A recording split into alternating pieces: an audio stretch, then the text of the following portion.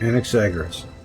Science started in the shadow of prison bars. Anaxagoras, who was born on the western shore of Asia Minor about the year 500 before the present era, taught the moon has light which is not its own, but comes from the sun. From this it followed the sun is eclipsed at the new moon through the interposition of the moon. He was the first to set out distinctly the facts about the eclipses and illuminations, wrote Hippolytus, the father of the Church, in his refutation of all heresies. In the first century of the present era, Plutarch gave this account. Anaxagoras was the first to put in writing, most clearly and most courageously of all men, the explanation of the moon's illumination and darkness. His account was not common property, but was still a secret, current among only a few, for in those days they refused to tolerate the physicists and stargazers, as they were called, who presumed to fritter away the deity into unreasoning causes, blind forces, and necessary properties. Thus Protagoras was exiled, and Anaxagoras was imprisoned and with difficulty saved by Pericles. Anaxagoras was accused of impiety and sentenced for holding that the sun is a red-hot stone and the moon is of earthly nature. This was in disagreement with the view that these luminaries were deities. He taught the sun, the moon, and all the stars are stones of fire, which are carried round by the revolution of the ether. Anaxagoras was put in prison and was marked for death, but Pericles barely succeeded to release him from the death house and set him free. According to another account, he was fined the heavy fine of 5 talents of silver and banished. Possibly the fine and expatriation were imposed upon him in lieu of capital punishment by Pericles' endeavor. According to Theophrastus, Anaxagoras held that the moon was sometimes eclipsed by the interposition of other bodies besides the earth, traveling below the moon. Modern science does not know of such occultations of the moon, and therefore denies such an explanation. Only large swarms of meteorites or comets, if interspersed between the earth and moon, could cause the phenomenon. Anaxagoras taught also that the terrestrial axis changed its direction in the past, but if to give credence to Hippolytus, he taught that the earth is flat in form. However, he believed that there are many earths like ours, according to a fragment of his. Men were formed, and other animals which have life. The men, too, have inhabited cities and cultivated fields as we do. They have also a sun and a moon, and the rest of the stars, as we have, and their earth produces for them many things of various kinds. In this there was already an initial departure from the belief in the uniqueness of the earth and its central position in the universe. Hippolytus Refutatio omnium haeresiam I8. Plutarch De Placitas Philosophorum. Anaxagoras. Diogenes Laertius, Lives of the Philosophers. Ibid. 2:13. Theophrastus, Diogenes Laertius 2:9. Hippolytus Refutatio omnium haeresiam. Fragment 4. H. DLZ. Die Fragmente der Vorsokratiker, Berlin, 1952. 2:59.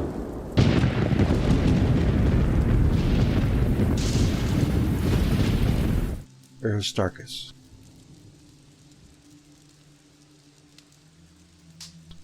First of the Greek philosophers and mathematicians to unravel the celestial plan and announce the discovery was Aristarchus of the Isle of Samos. Others before him assumed that the earth is a sphere and that it moves, but he was the first to formulate plainly the heliocentric theory, the scheme which has the sun in the center. Aristarchus lived from about the year 310 before the present era to about 230, and among the geometers he succeeded Euclid and preceded Archimedes. In 288 or 287 BC, he followed Theophrastus as the head of the peripatetic school established by Aristotle. Aristarchus' only extant treatise is on the sizes and distances of the sun and moon, and in it he calculated the diameter of the sun is about 7 times the diameter of Earth, thus estimating the sun's volume as about 300 times the volume of the Earth. The actual diameter of the sun is about 300 times the diameter of the Earth. The solar volume is equal to 1,300,000 volumes of the Earth. In this work of Aristarchus there is nothing indicating his heliocentric theory. It was probably this, his realization of the superior mass of the sun, that brought him to his discovery. Or should a celestial body 300 times larger than the earth revolve around it each day? Aristarchus' book on the planetary system, with the sun in the center, did not survive, and we know of it only through references to its content, chiefly by Archimedes. Archimedes, who was 25 years his junior, wrote, Aristarchus brought out a book consisting of certain hypotheses. His hypotheses are that the fixed stars in the sun remain unmoved, and that the earth revolves around the sun in the circumference of a circle, the sun laying in the middle of the orbit. He also added that according to Aristarchus, who is in contradiction to the common account of astronomers, the universe is many times larger than generally assumed by the astronomers, and the fixed stars are at an enormous distance from the sun and its planets. Aristarchus regarded the sun as one of the fixed stars, the closest to the earth. Aristarchus sets the sun among the fixed stars,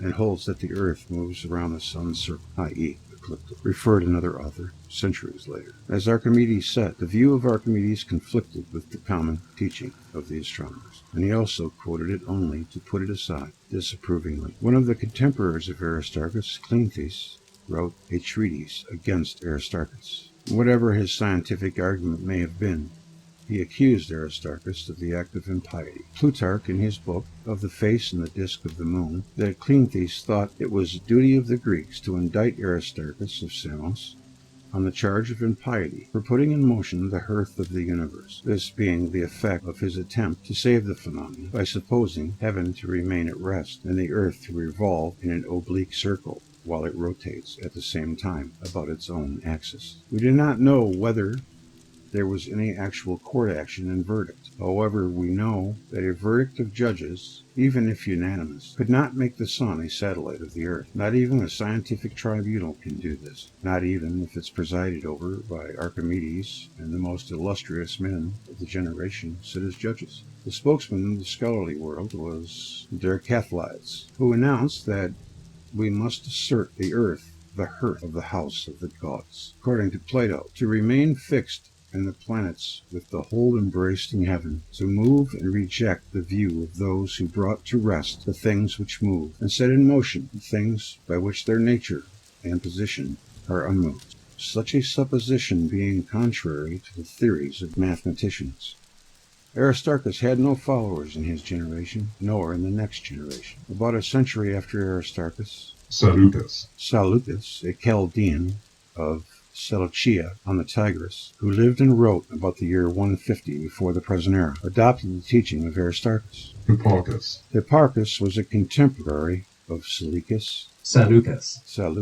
Hipparchus is thought to be the greatest astronomer of antiquity, and even today there are worshippers of his among the members of the faculty. But he rejected the heliocentric system of Aristarchus, and this he did not on a religious ground, but on a scientific one. A system with the sun in the center, circular orbits, could not account for the peculiarities in the visible motions of the planets. But the theory of epicycles could, and this theory had the earth immobile in the center of the universe. Thus the religious dogma and the mathematical analysis both condemned Aristarchus and his teaching that the earth circles around the sun.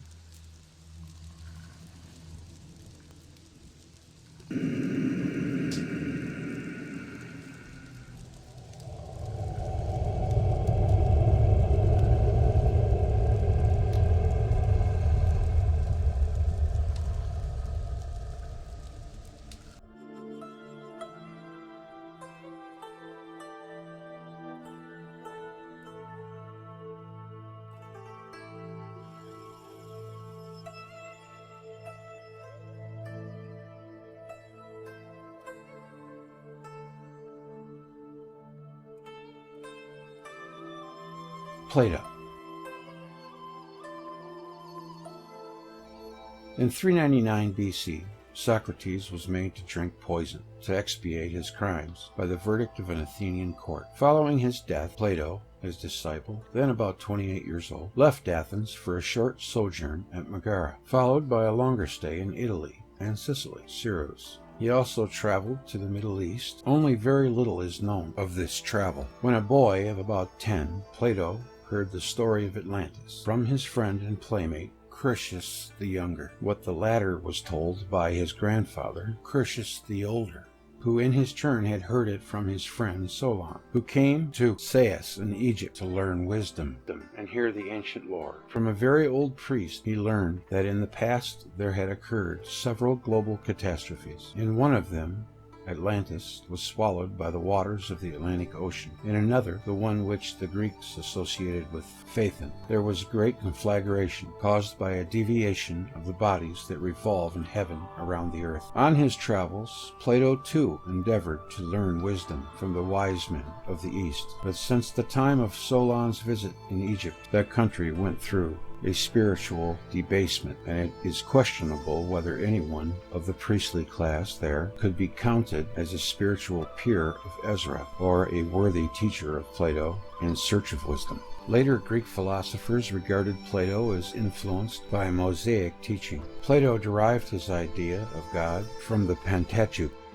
Plato is Moses, translated into the language of the Athenians, wrote Numenius, and was quoted by Eusebius. If one considers Plato's monotheism, his concept of an invisible and supreme spiritual being, so different from the prevalent polytheism of other Greek philosophers, and so remote from the pantheon of Homer and its scandalous Olympians, with their permanent strife and marital and extramarital affairs with mortal women, one is inclined to think that Plato, at the time of his travel to Egypt, 30 years old, happened to sit at the feet of Ezra. A late Greek tradition has it that Aristotle, on his travel to the lands of the eastern Mediterranean, met a very wise Jew from whom he learned much wisdom. However, it is not known whether Aristotle ever went to Palestine and Egypt. Besides, in Aristotle, a pupil of Plato, one feels a return to polytheistic astral religion. Could it be that the indebtedness of the Greek thought in the days of Plato to the Semitic idea of one and single invisible creator stemmed from Ezra, and knowledgeable man approximating Ezra's stature in the next few generations? All this belongs to the realm of the possible but unproven, and the probable presence of Ezra in Jerusalem after 398 BC, in the days of Artaxerxes II, is of interest for this intriguing problem.